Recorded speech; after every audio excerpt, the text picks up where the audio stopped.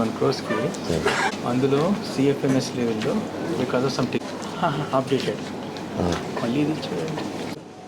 Annuity రైతు సోదరులు ఏదైతే ఆ రోజు 34,000 ఎకరాలు ఇచ్చారో దానికి యాన్యుటీ జరీబ్ అయితే సంవత్సరానికి 50,000, నాన్ జరీబ్ అయితే 30,000.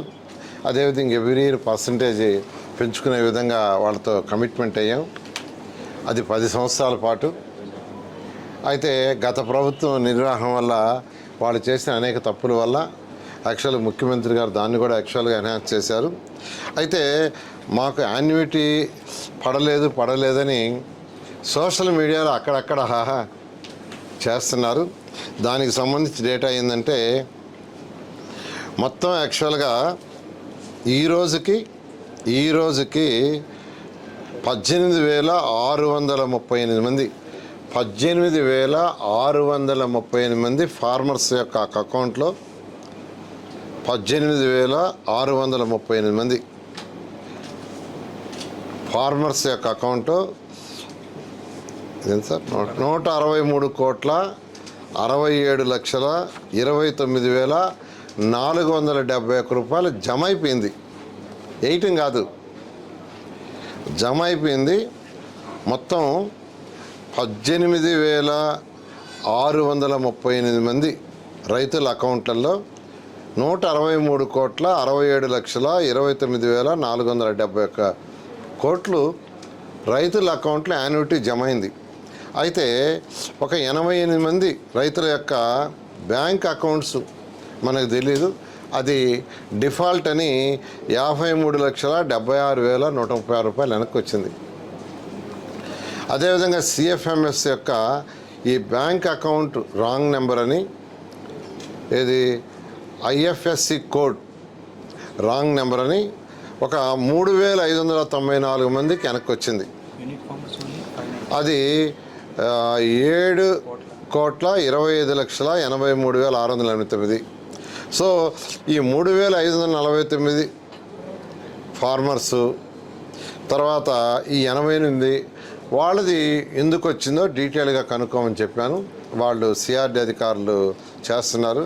కాబట్టి మెజారిటీ అకౌంట్లో పడిపోయింది. మళ్ళా ఒకసారి చెప్తున్నాను, 18,638 మందికి 163,67,29,471 రూపాయలు వాళ్ళ అకౌంట్లో జమ అయిపోయింది. జమ కాని వాళ్ళు యూనిక్ ఫార్మర్స్ తీసుకుంటే యూనిక్ 85 మంది ఫెయిల్డ్ అట్ బ్యాంక్ అన్నారు. అంటే బ్యాంక్ స్టేజ్లో ఫెయిల్ అయింది. అది ఎందుకనేది వాళ్ళు స్టడీ చేయాలి. అదేవిధంగా సిఎఫ్ఎంఎస్ దగ్గర ఫెయిల్ అయింది. అది ఐఎఫ్ఎస్సి కోడ్ రాంగ్ అని వచ్చింది. అది యూనిక్ ఫార్మర్స్ అయితే 594. అందువల్ల నేను అందరూ చెప్తున్నాను, దీనికి ఒక ఆన్లైన్ సిస్టము ఎస్టాబ్లిష్ చేయమన్నాను. బహుశా రేపు ఎల్లుండి ఎస్టాబ్లిష్ చేస్తున్నారు. దాంట్లో ఎవరెవరికి వచ్చింది దాంట్లో చూపిస్తుంది. ఎవరెవరికి వేస్తే అది రిజెక్ట్ అయింది, ఎందుకు రిజెక్ట్ అయింది కూడా దాంట్లో పెడతారు. కాబట్టి రైతు సోదరులకు నేను చెప్పేది ఏంటంటే, ఎందువల్ల రిజెక్ట్ అయింది అనేది కూడా వీళ్ళు కనుక్కొని మీకు వెబ్సైట్లో పెడతారు. దానికి సంబంధించిన డీటెయిల్స్ మీరు క్లారిఫై చేస్తే అటు బ్యాంకుకి కానీ మీ బ్యాంక్ అకౌంట్ చేంజ్ అయ్యింటే బ్యాంక్ అకౌంట్ మార్చివ్వండి.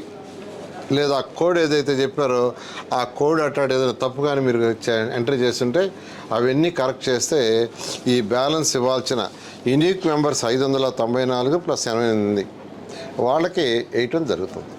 దీని మీద అబద్ధం ప్రచారాలు చేయొద్దని కొంతమంది నాయకులకు చెప్తున్నాను.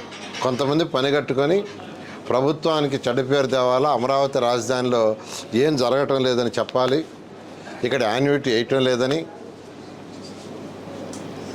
ఆఖరాకి ఏదైతే పెన్షన్స్ ఇస్తామనుకున్న రైతు కూలీలు ఎవరైతే ఉండారో ఆ రోజు ఇక్కడ పొలమంతా తీసేసుకుంటే రైతు కూలీలు ఏం చేయాలంటే ఆ రోజు పెన్షన్స్ మొదలుపెట్టాం 2,000 రూపాయలు.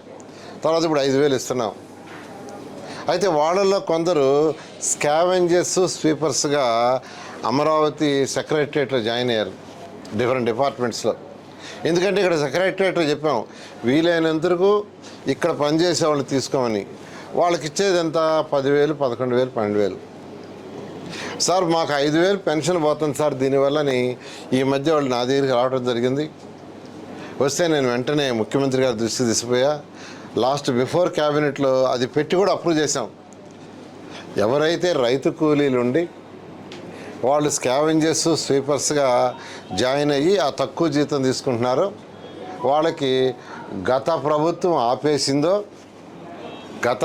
ఏదైతే ఆపేసిందో వాళ్ళకు కూడా 5,000 ఇవ్వమని ఇచ్చే విధంగా క్యాబినెట్లో పెట్టాం. క్యాబినెట్ ఈ విధంగా రైతు సోదరులకు కానీ రైతు కూలీలకు కానీ ఏదైతే మాట ఇచ్చామో మాట తప్పకుండా 100% చేస్తాం. ఈ యొక్క ప్రతిపక్షం లేదు, ఆ వైసీపీ నాయకులు చెప్పే మాటలు మాట్లాడొద్దు.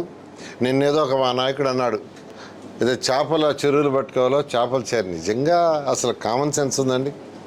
మాట్లాడేటప్పుడు 4,000 అపార్ట్మెంట్స్ ఎంతో వేగవంతంగా జరుగుతున్నాయి. 31st అవుతాయి. ఆ 4,000 అపార్ట్మెంట్లో ఉండే వాళ్ళకి ఫెసిలిటీ కోసం SRM విట్ వాళ్ళని పిలిచి 2 స్కూల్ స్టార్ట్ చేస్తున్నారు. రేపు జూన్కి CBSE స్కూల్స్ 2 వాళ్ళు స్టార్ట్ చేస్తున్నారు. అదేవిధంగా వాళ్ళిద్దరికి మెడికల్ కాలేజీలు ఇచ్చాం, ల్యాండ్. 2 మెడికల్ కాలేజ్ స్టార్ట్ చేస్తున్నారు. రేపు మార్చి లోపల అధికారులు ఇక్కడికి వచ్చే లోపల 2 50-50 బెడెడ్ హాస్పిటల్స్ విత్ ఎమర్జెన్సీ చేయమన్నాం. 2 యాక్సెప్టెడ్.